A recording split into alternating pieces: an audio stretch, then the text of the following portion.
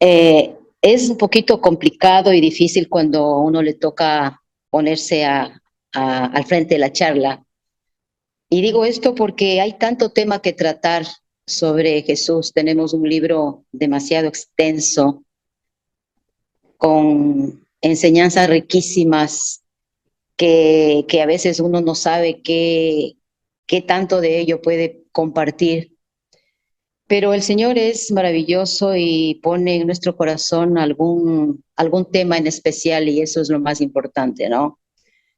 Es maravilloso el modo que el Espíritu Santo registra en la Biblia una reunión que se dio entre Jesús y dos de sus apóstoles. Fue una reunión nada común, ¿no?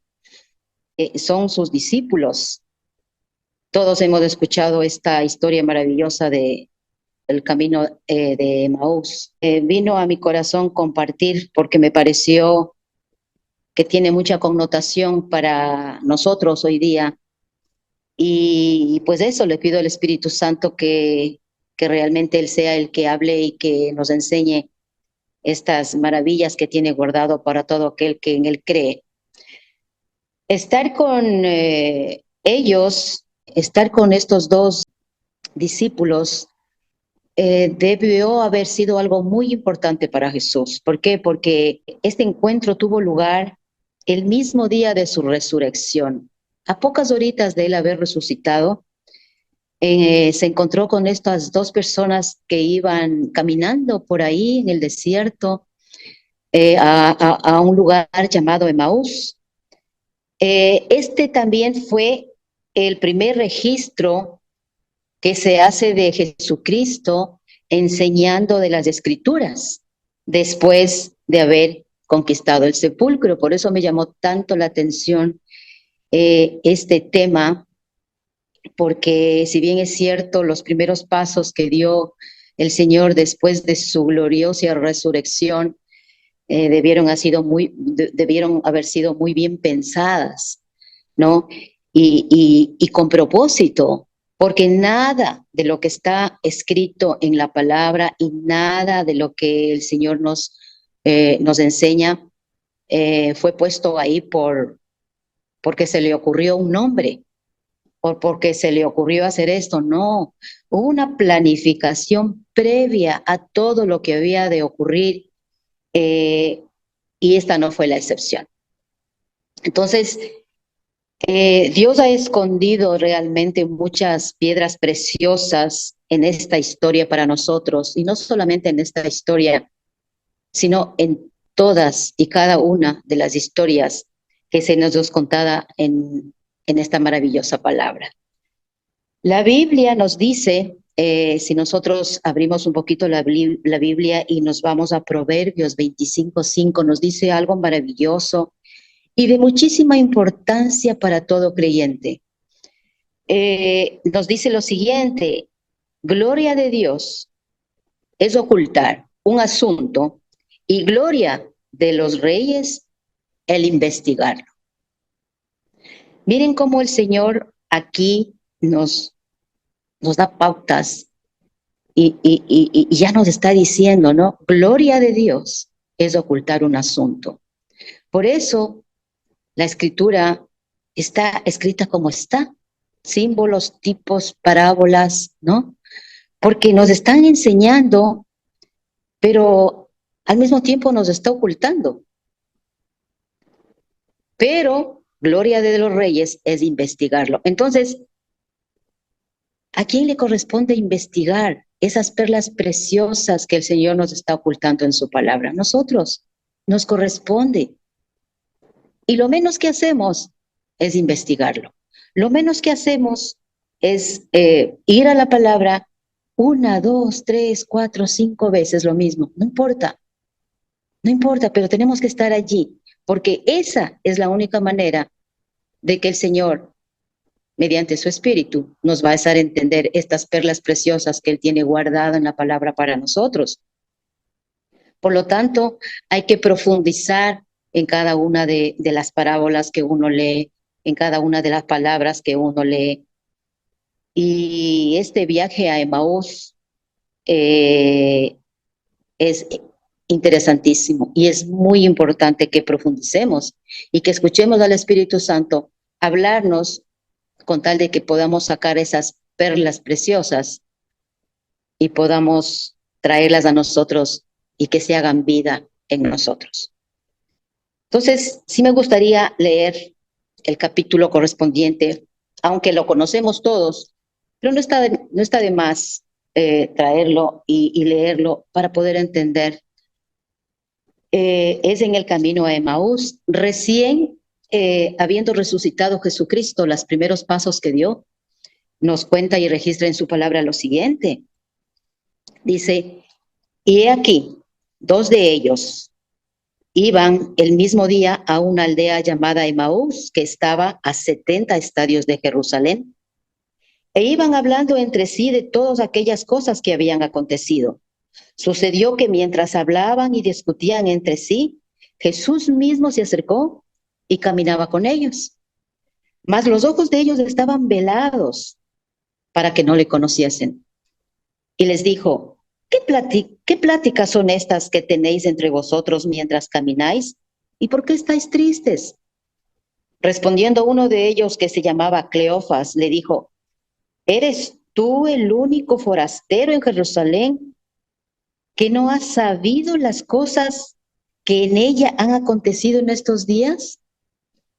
Entonces Jesús les dijo, ¿qué cosas?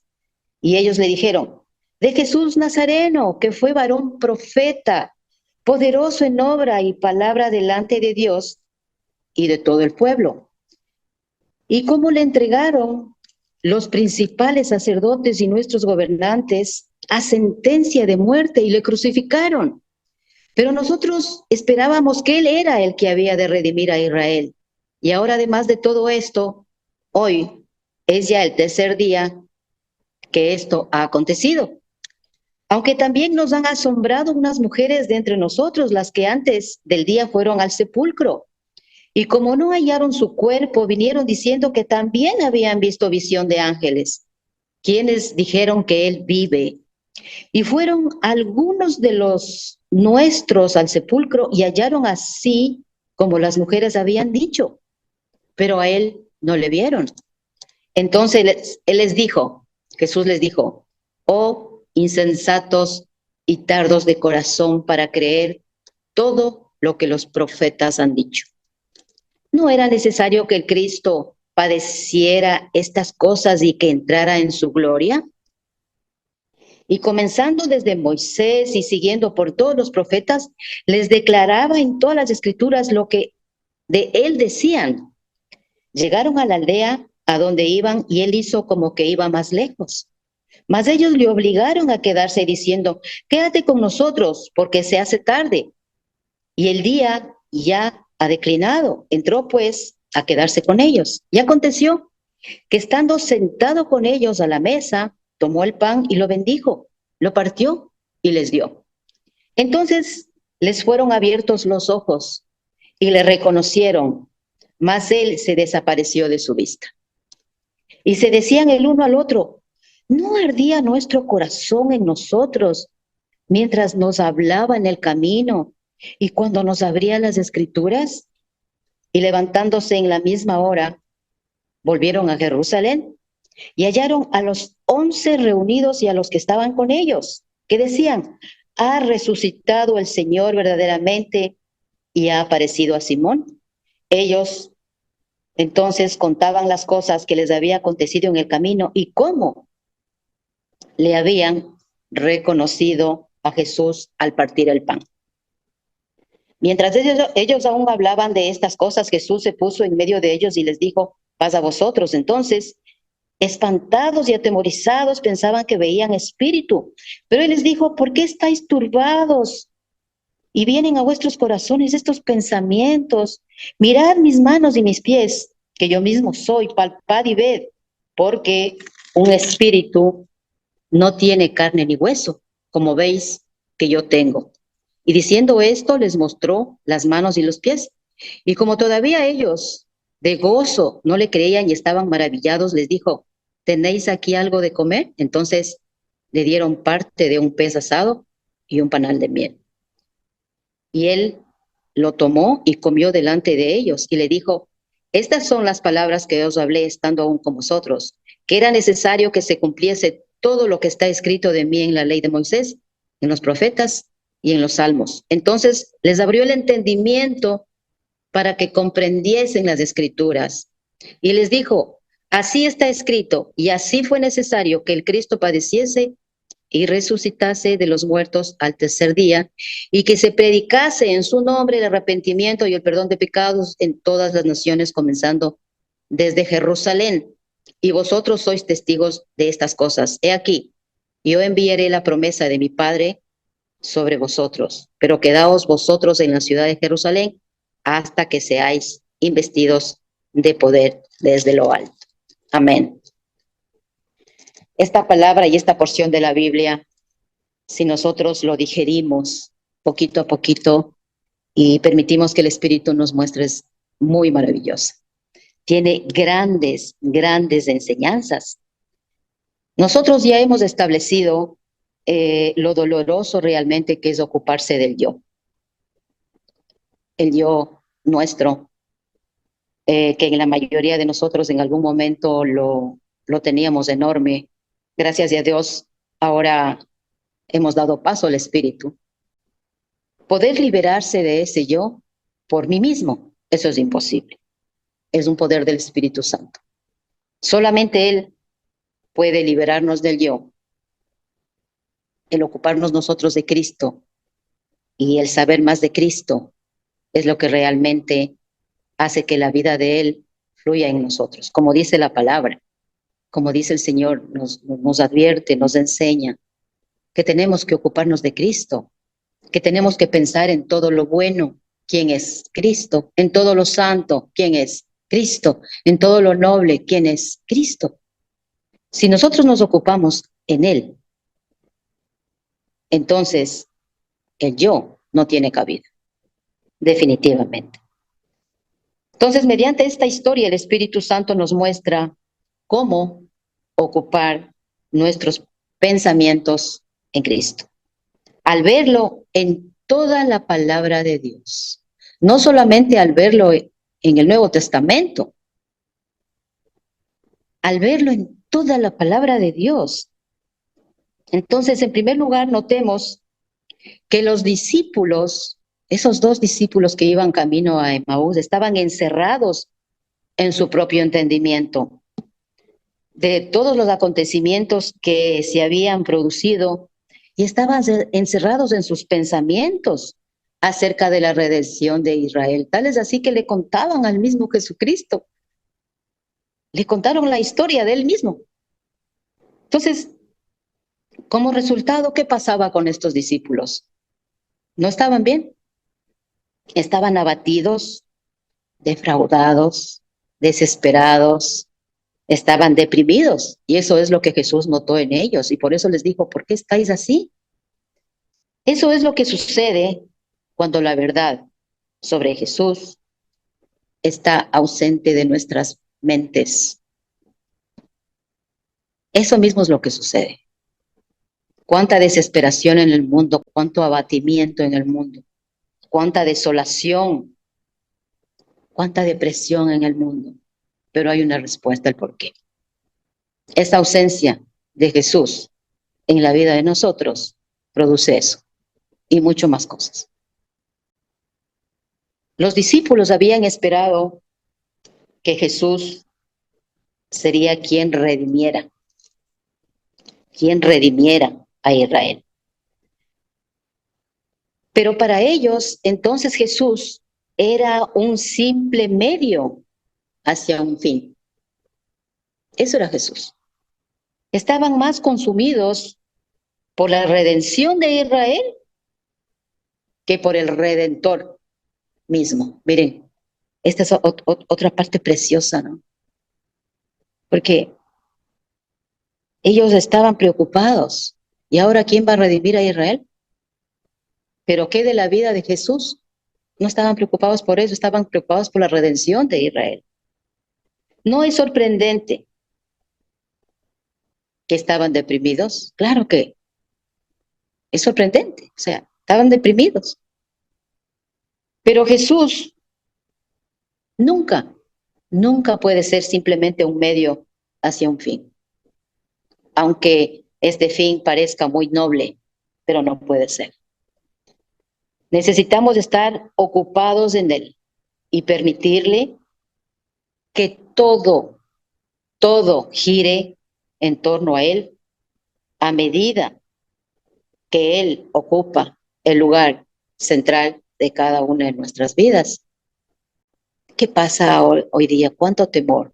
Pues si se siente temeroso, si se siente ansioso, si se siente deprimido, en este mismo momento haga una comparación rapidita, ¿no? Y diga, bueno, ¿qué hay en mi mente? ¿Qué hay en su mente en este mismo momento? ¿En qué está ocupado su corazón? ¿Cuál es ese motivo para usted? ¿Están llenos sus pensamientos en qué? ¿En la fe de Jesús, el pastor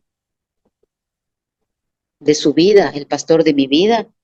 ¿O están llenos de aprensiones con respecto al futuro, con respecto a los temores acerca de la situación actual, etcétera, etcétera, etcétera? La situación actual de hoy ni de antes nunca fue fácil. Nunca fue fácil. Si nosotros vemos hoy día, es una situación difícil la que nos pasa. Nos pasa que el país está en una situación difícil política. Nos pasa que nos dicen que va a venir una cantidad de lluvia, que viene un fenómeno. Nos pasa cantidad de cosas. ¿Dónde está nuestro corazón en este momento? Platicaba con una persona sobre estas situaciones que el país está pasando. Ellos no son de aquí, son de fuera.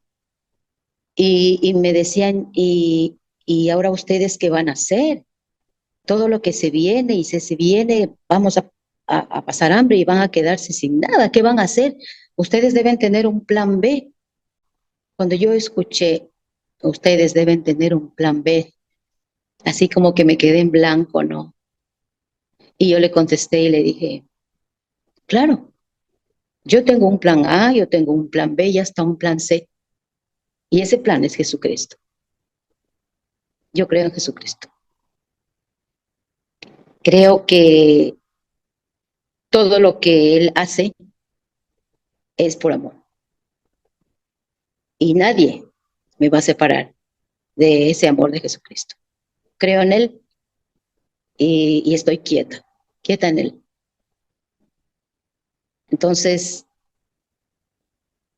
tenemos que poner nuestra mente y nuestra fe en el Hijo amado, en en el que dio la vida por cada uno de nosotros. Entonces, los discípulos estaban abatidos porque no creían en lo que la palabra de Dios había profetizado sobre el sufrimiento y la resurrección de Jesús. En el Antiguo Testamento ya se nos habla de lo que se venía, se nos habla de Jesucristo, pero la gente, por más que estudiaban, no lo creían. Creían, bueno, que era una palabra y esperaban, pero cuando llegó el momento, no lo asimilaron. Su entendimiento lo cerraron, su corazón duro, porque si ellos hubiesen creído y entendido que los acontecimientos de los 3 últimos días de Jesús estaban todos ellos planificados por Dios, estaban todos ellos orquestados por Dios, y que la cruz realmente era el grandioso plan de redención para salvar a todos los hombres. Entonces, ¿saben qué hubiese pasado? Ellos se estarían regocijando y no estarían deprimidos, sufriendo, pobrecito Jesús, lo que le hicieron. Y ahora, ¿qué será de nosotros? ¿No? Si ellos hubiesen entendido totalmente, su actuación hubiese sido muy diferente. Entonces, se estarían regocijando con fe, con amor y con esperanza.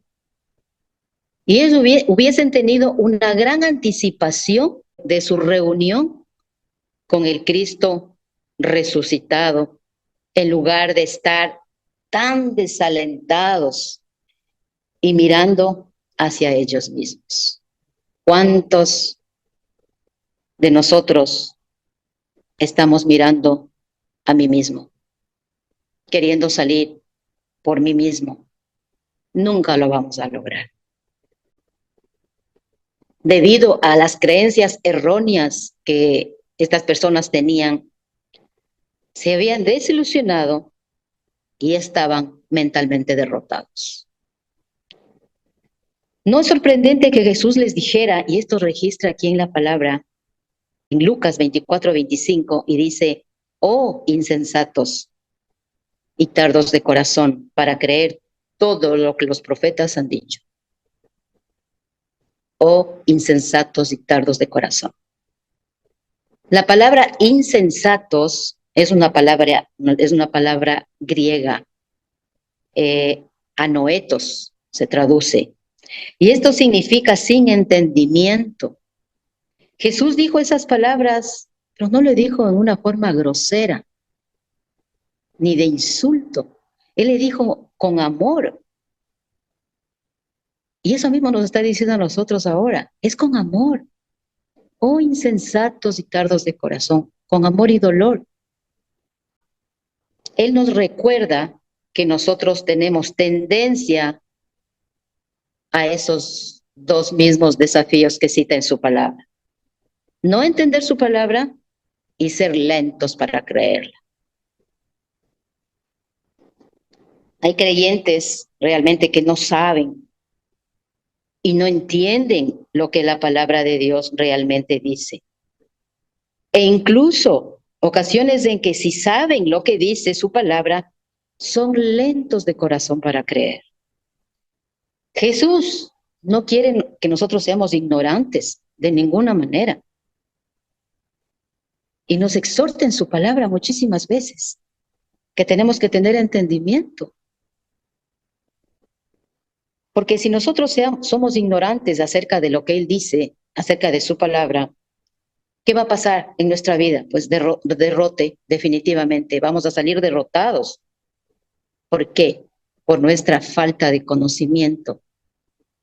Y Él en la palabra ya nos exhorta y nos dice: por desconocimiento erráis. El desconocimiento les hace actuar mal. El desconocimiento les hace pensar mal. El desconocimiento les hace creer mal. Entonces, la razón de que escudriñemos la palabra de Dios no es para acumular conocimiento. Ahí también hay que tener mucho cuidado. No vengo a estudiar la palabra de Dios porque quiero conocer y me encanta, ¿no?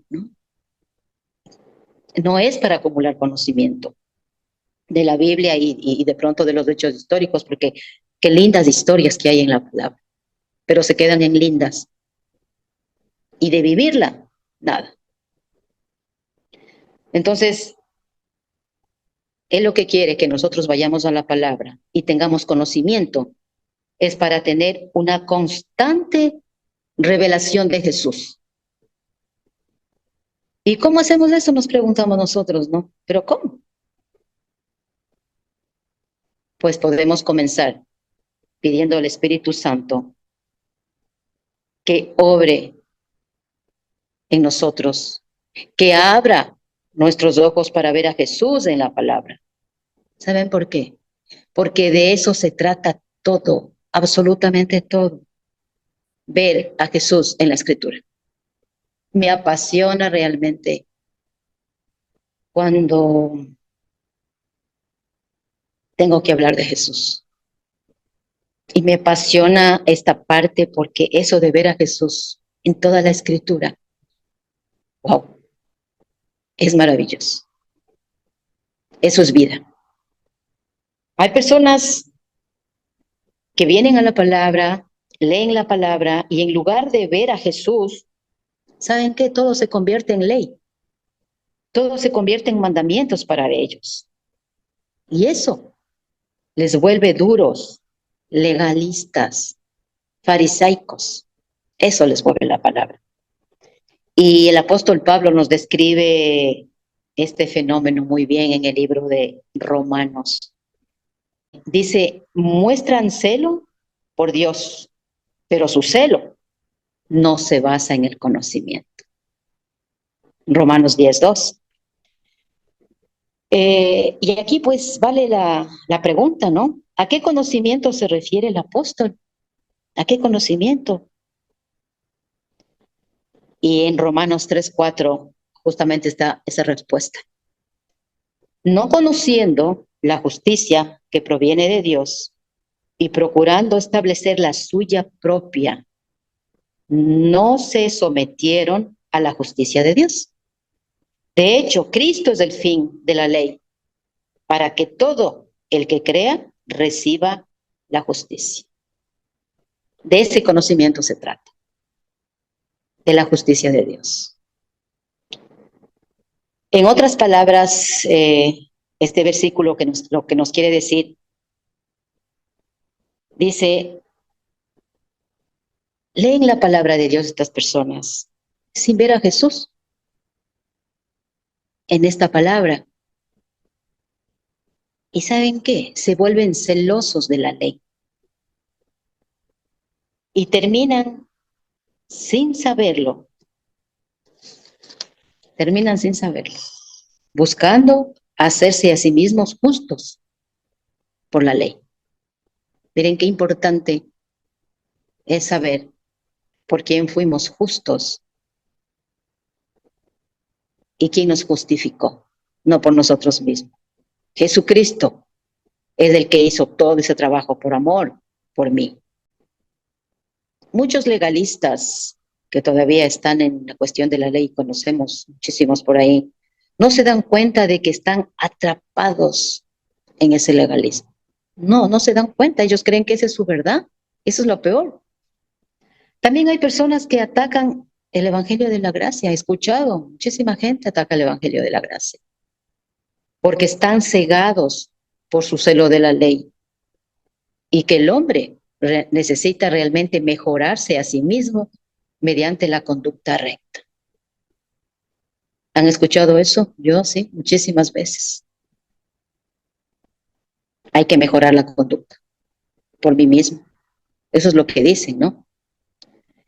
Creo que muchos de ellos sí son genuinos y son sinceros en lo que dicen y en lo que piensan, pero sin embargo, ¿saben qué? Están sinceramente equivocados. Ellos creen que tienen la verdad, pero están equivocados y nosotros que ahora ya sabemos cuál es la verdad, podemos decir, Señor, misericordia. El Señor no quiere que ni una sola criatura de Él se pierda. Misericordia para esas personas también, porque también fueron creados y porque Dios les ama con todo su corazón.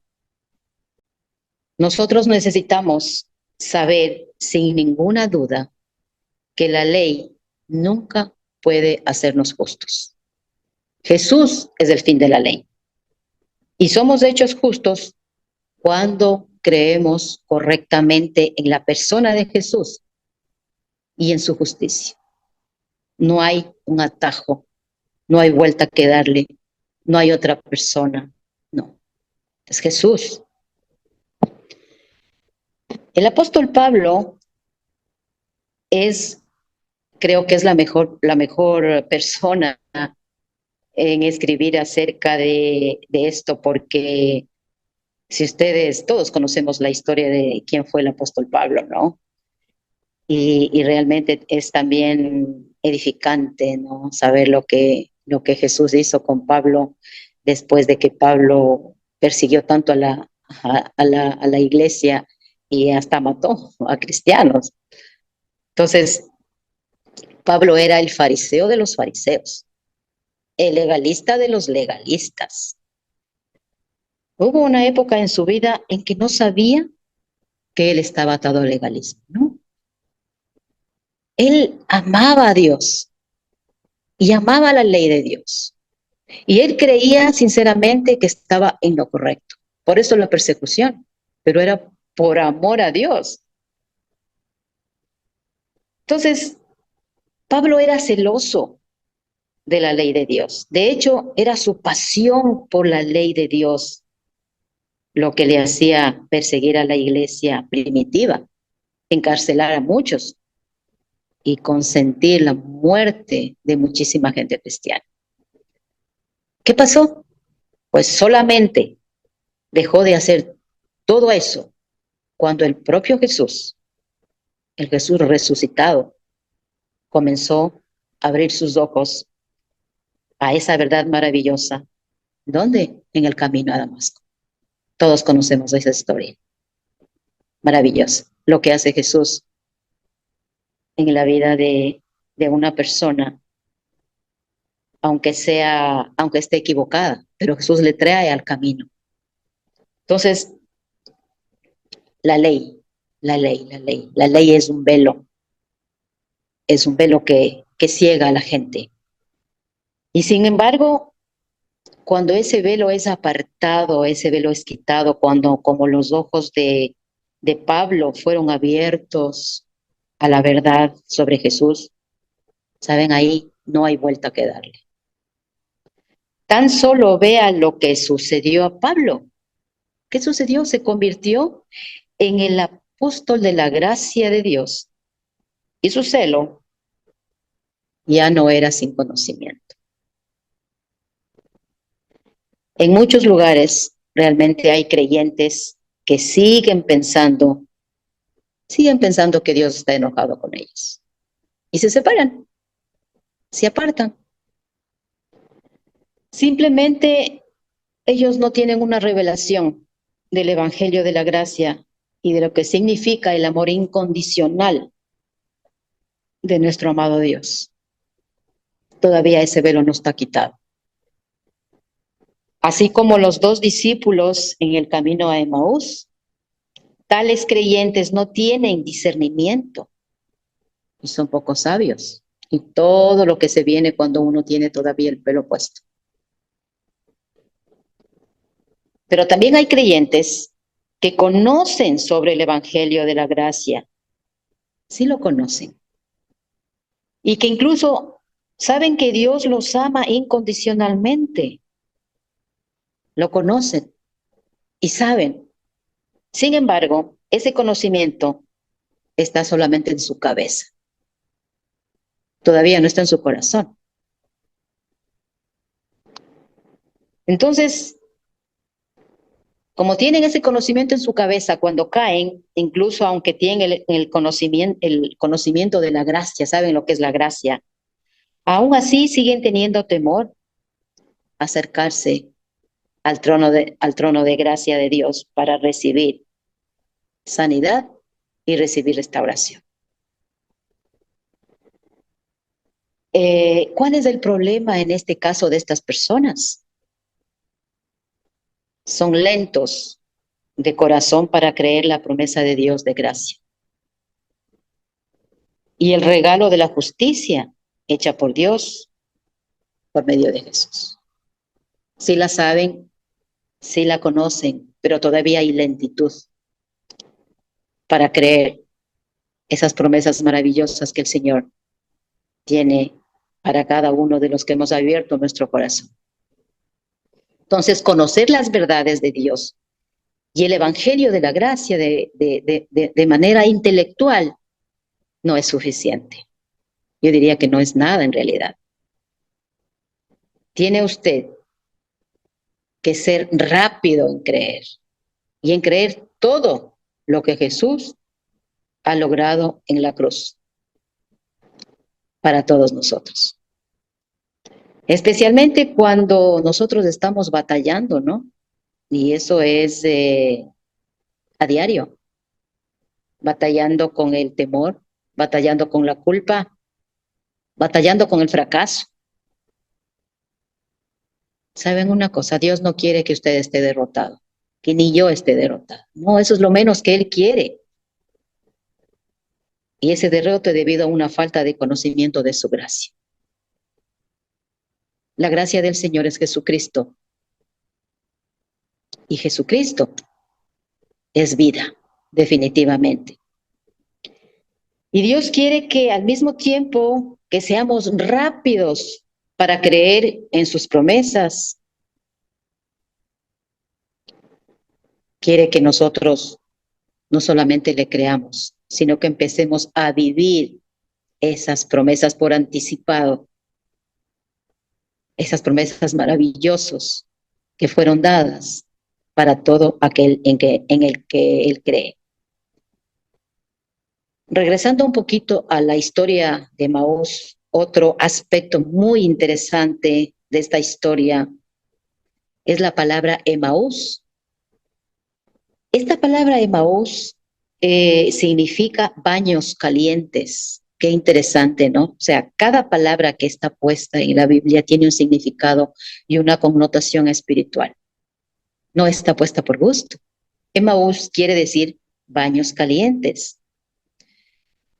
Y como hemos leído la historia completa de los discípulos camino a Emaús, el mismo día de regreso a Jerusalén, ellos iban caminando con Jesús, pero recuerden que hicieron una breve pausa cuando llegaron y cuando el Señor se les reveló qué pasó, ellos regresaron nuevamente a Jerusalén, o sea, fue ida por vuelta. ¿Cuántos kilómetros había desde Jerusalén a Emaús? ¿Y cuántos kilómetros desde ida y regreso?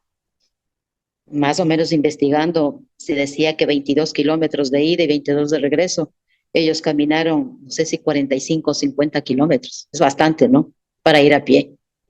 Es bastante. Y ahí es cuando uno también se hace una variedad de preguntas. ¿Cómo fue que los dos discípulos no estaban cansados y no estaban agotados? Especialmente dado su ánimo inicial cuando emprendieron su viaje, recuerdan cómo estaban derrotados, desilusionados.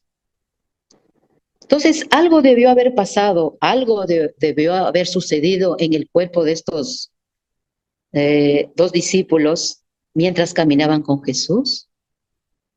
Algo sucedió ahí.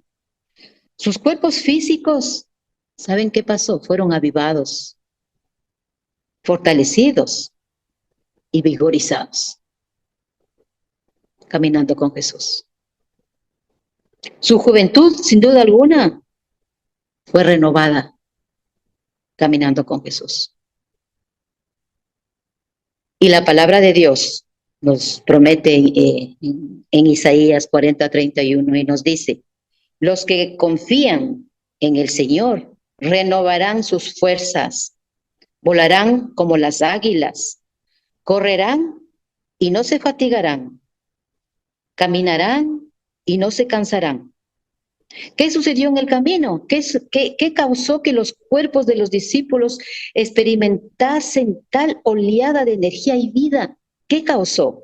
Los discípulos, mientras caminaban con Jesús, describen el uno al otro. ¿Recuerdan cuando ellos conversaban entre los dos?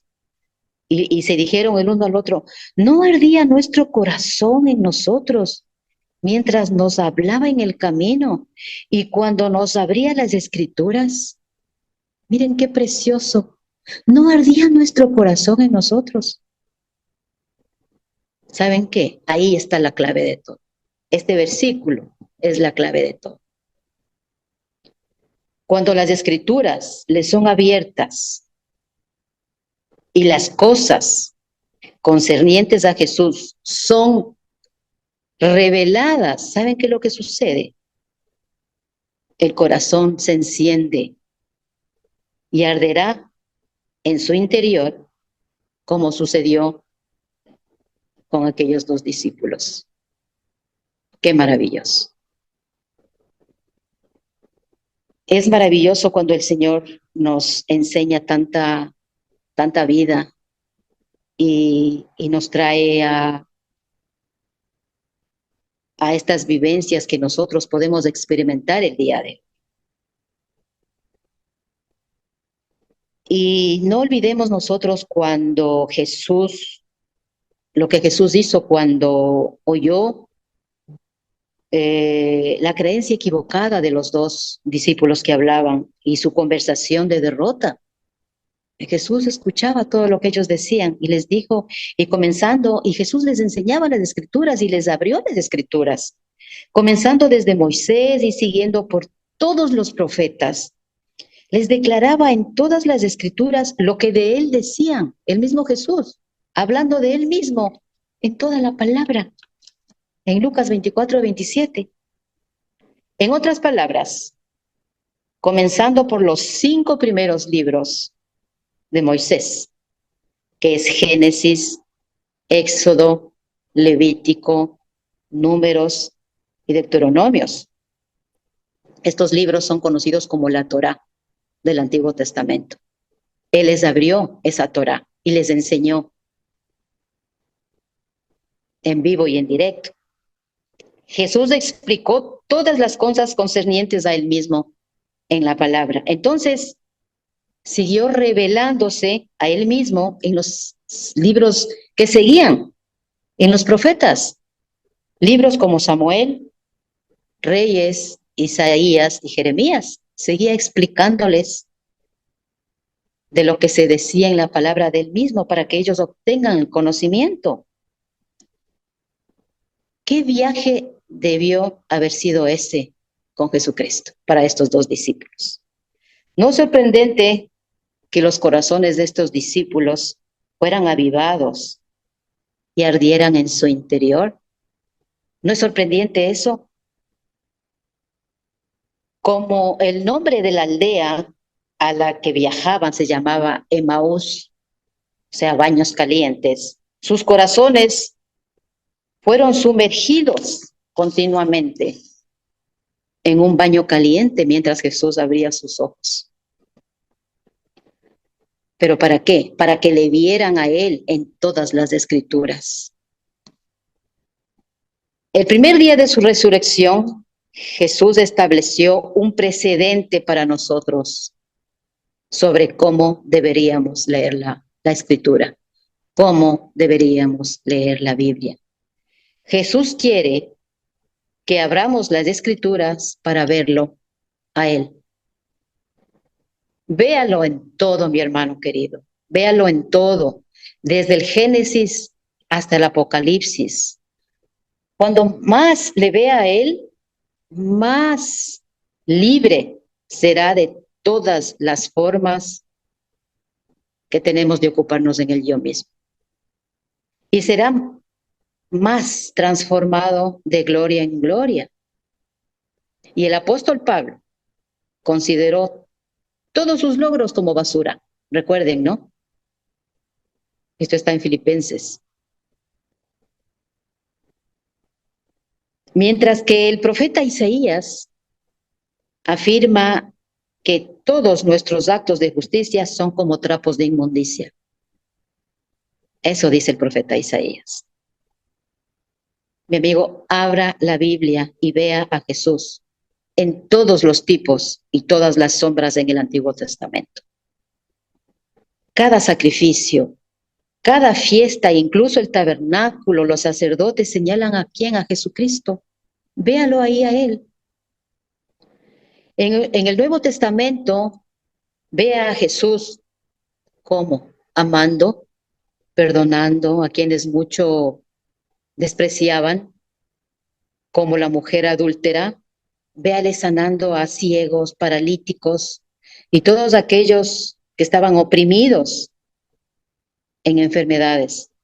Ve a Jesús multiplicando la provisión para aquellos a quienes les faltaba el pan. Entonces, si nosotros hiciéramos eso, pues yo le prometo que su corazón arderá y el mío también, así como los discípulos, arderá. Y nuestro cuerpo será renovado y nuestra mente estará llena de paz de Él, llena de adicciones, de malos hábitos. O sea, ya no adicción, ya no mal hábito, ya no temor, ya no culpabilidad, ya no, estará llena de su paz. Entonces, sencillamente, estas dos cosas, el yo y ocuparse en las cosas de Cristo, no pueden coexistir en nuestra vida. Tiene que ser una de ellas. Y lo que Dios quiere es que ocupemos nuestra mente en Cristo, solamente en Cristo. Abramos la Escritura para ver a Cristo definitivamente en ellas. En esta historia de Maús, el Señor decidió velar los ojos de los dos discípulos para que no puedan reconocerlo. ¿Por qué haría esto? O sea, ¿no habría sido mejor, digo yo, que el Señor ya resucitó y de una vez por todas se hubiese presentado y hubiese enseñado sus manos con sus huellas de los clavos y ya está? Y la gente mirando hubiese dicho, sí, es Cristo, es Dios. Pero todo lo que él hizo tiene su sentido y su connotación. Entonces, él sabía que si hacía así, que si se presentaba únicamente como aquí estoy, si caminaba por las calles de Jerusalén diciendo aquí estoy y resucitado, fácil, ¿no? Ahí sí la gente hubiese creído, ¿no? Claro que sí, la gente hubiese creído. Pero Jesús no quería que crean así, no. Él sabía que el hacer eso no produciría fe verdadera, no es ver para creer. Entonces, él quería que los discípulos le vieran en la palabra más que en persona. Por eso, primeramente, les reveló él en su palabra y les enseñó. Y después les dijo, yo soy. Miren qué maravilloso y qué enseñanza para nosotros. Tenemos que ir a la palabra, a verlo aquí en la palabra todos los días, para que el Señor se nos revele, nos quite el velo y nos muestre. Entonces, si la fe de los discípulos estuvieran basadas en que habían visto a Jesús físicamente en la carne, entonces, ¿qué esperanza tenemos nosotros hoy en día? Porque nosotros también quisiéramos haberlo visto así, ¿no? Y Jesús a propósito veló sus ojos para que ellos le vieran primero en las Escrituras. ¿Por qué? Porque eso nos sitúa a cada uno de nosotros, a usted y a mí, y a esas personas del Antiguo Testamento, nos sitúan en un mismo nivel y con igual oportunidad. Jesús quiere que todos lo veamos en la palabra, todos lo veamos en la palabra.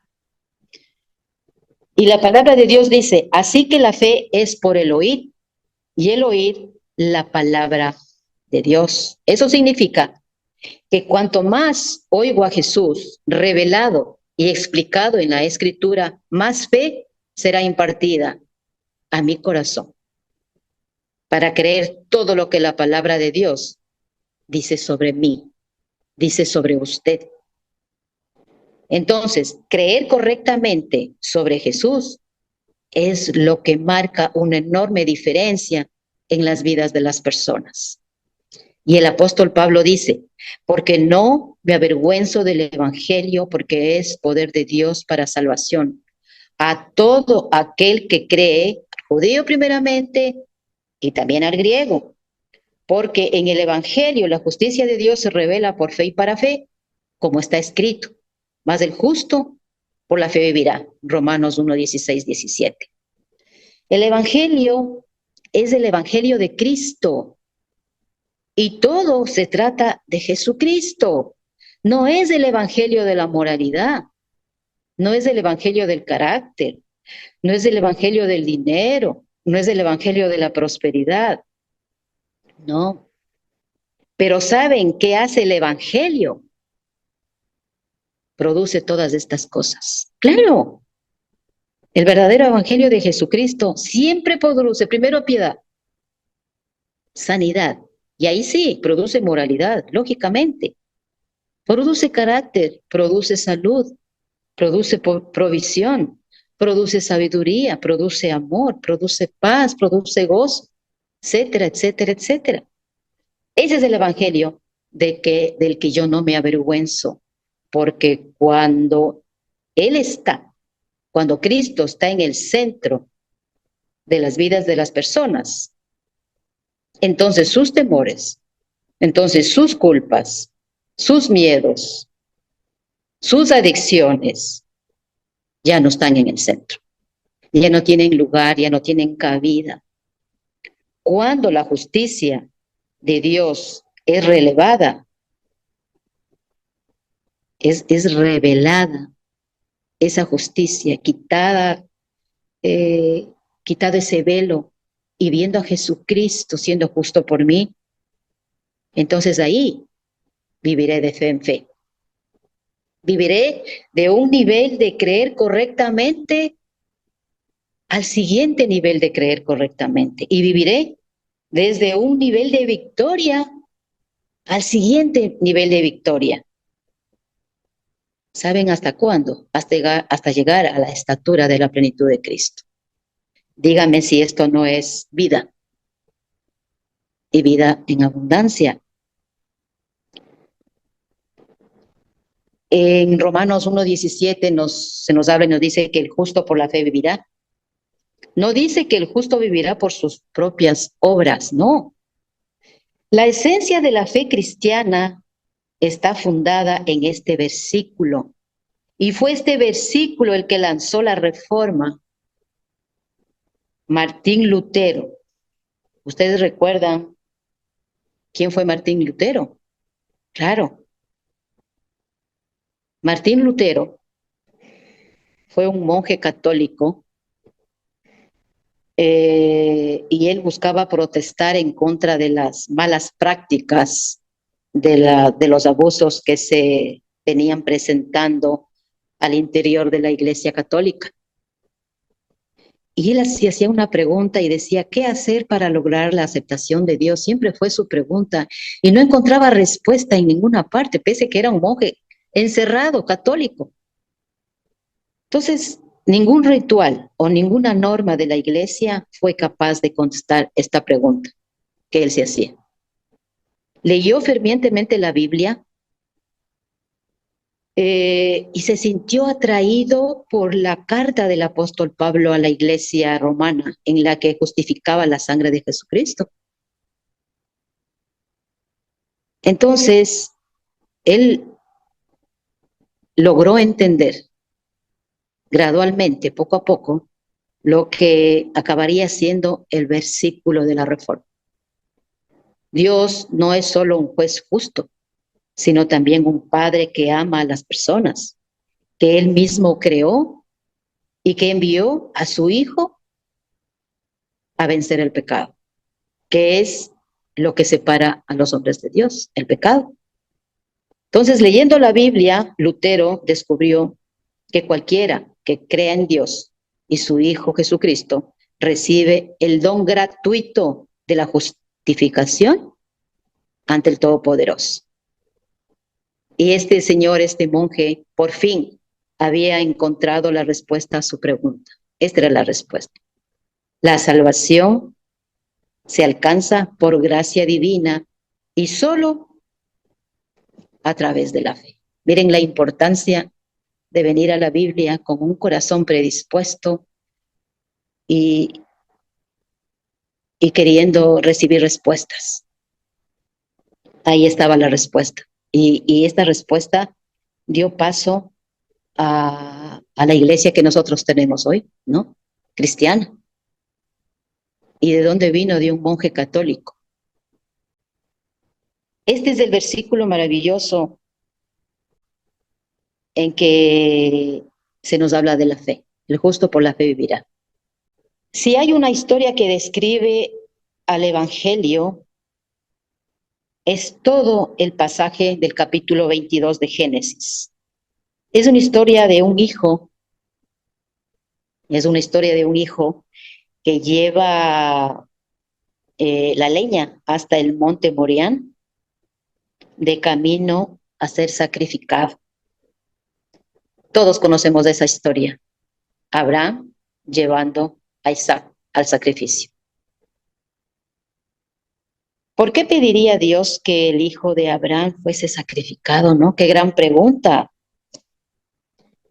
Entonces aquí podemos nosotros ver tipos, ¿no? Y es importantísimo que nosotros entendamos que la Biblia está llena de símbolos y tipos y ver a Jesucristo en cada uno de esos símbolos y tipos. Isaac, tipo Jesucristo.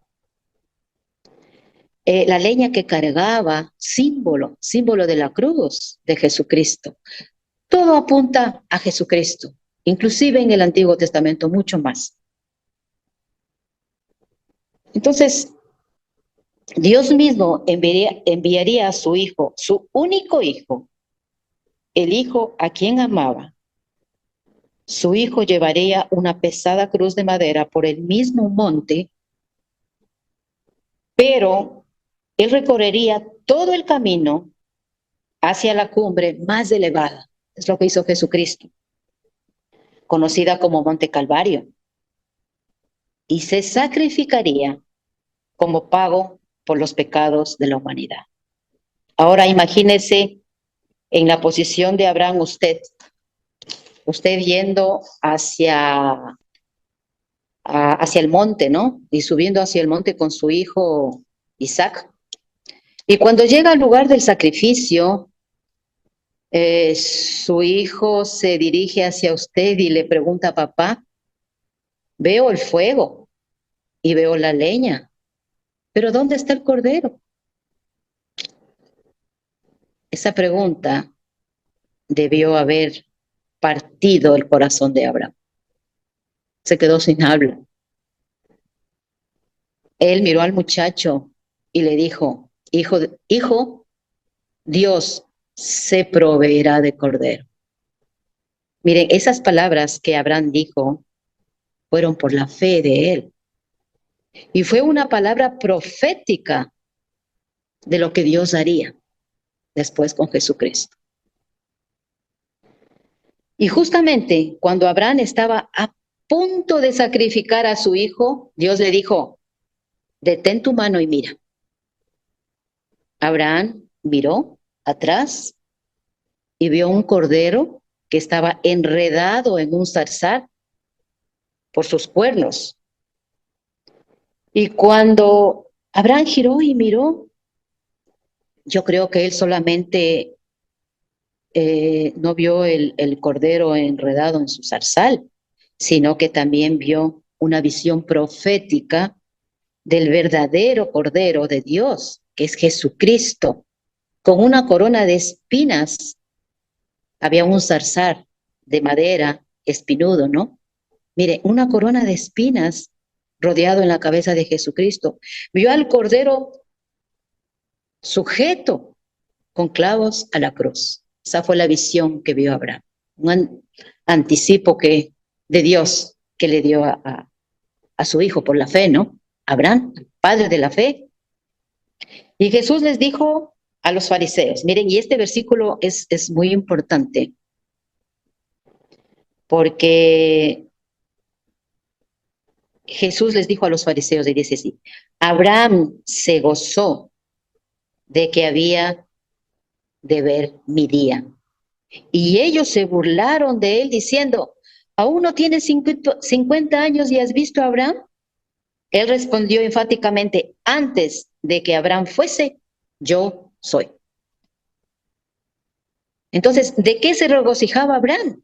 Aquel día en el monte Morián vio una imagen profética de Jesús en la cruz y se regocijó de ver su día. Vio que Dios ciertamente se proveía a sí mismo como el cordero sacrificial, de modo que llamó al lugar Jehová Jireh, que significa Jehová se ocupará de ello o el Señor proveerá. Entonces Dios vio nuestra desesperanza necesidad, nuestra desesperada realmente de necesidad de una ofrenda, y proveyó a su propio Hijo amado como el sacrificio por todos los hombres. Usted, mi hermano querido, nunca sabrá lo mucho que Dios le ama, a menos que usted entienda lo mucho que Dios amaba a Jesús. Para haber dado a su único hijo por mí, qué amor tan espectacular. Y sin embargo, con ese amor que él tenía, le entregó para rescatarme a mí. No lo puedo entender, pero lo recibo y lo vivo y le agradezco. Entonces, no olvidemos que en el caso de Abraham, Dios evitó que sacrificara a Isaac. En el caso de Jesús, nadie detuvo el sacrificio. Nadie evitó el sufrimiento a Dios. Nadie alivió el corazón del Padre. Fue un pesado sacrificio hecho con un corazón de inmenso amor por toda la humanidad, por sus hijos, por su creación. Entonces, mi amigo querido, cuando vea a Jesús revelado usted en las Escrituras, cuando vea su amor, cuando vea su sufrimiento, su sacrificio revelado en las Escrituras, de ese modo su corazón arderá, arderá con la calidez de su amor, como fueron la experiencia, como ese corazón ardió cuando Jesús hablaba con los dos discípulos y, y ardía el corazón de estas personas. Eso es lo que sucede en la vida de las personas cuando venimos a la palabra con ese fervor y con ese ánimo de querer descubrir en la palabra al Señor de señores. Entonces, Dios quiere que estemos ocupados en Jesucristo. ¿Para qué? Para tener esa libertad y esa vida de abundancia que Él realmente nos ha prometido en esta maravillosa lectura y en cada uno de estos pasajes increíbles que nos describe en la Biblia. Echemos manos, hermanos queridos, de esta lectura, de este libro, de estas enseñanzas, y permitamos que el Espíritu Santo sea el que se revele en el corazón de cada uno de nosotros y vengamos a verlo a Él, de principio a fin. Señor, te agradecemos por este tiempo de enseñanza tuyo. Y mi oración, Padre amado, es para que cada uno de mis hermanos, así como yo, pues experimentemos nuestro propio viaje por el camino de Maús, a medida que abrimos las Escrituras y permitimos que tu palabra bañe nuestro corazón con esa agua caliente, Señor. Gracias, Señor, por que el deseo de nuestro corazón es tener esa misma experiencia de la que tú nos describes en esta palabra, Señor. Y gracias porque sabemos que tú lo haces, Señor. Tú cumples el deseo del corazón de tus hijos. Y nuestro deseo es ese, es venir a echar mano de tu palabra, de tu recurso que nos dejaste como regalo, Señor. Y ser rápidos en creerte, Señor. Y poder vivir esa vida abundante y libertad que nos ofreces, que es en Cristo Jesús. Amén.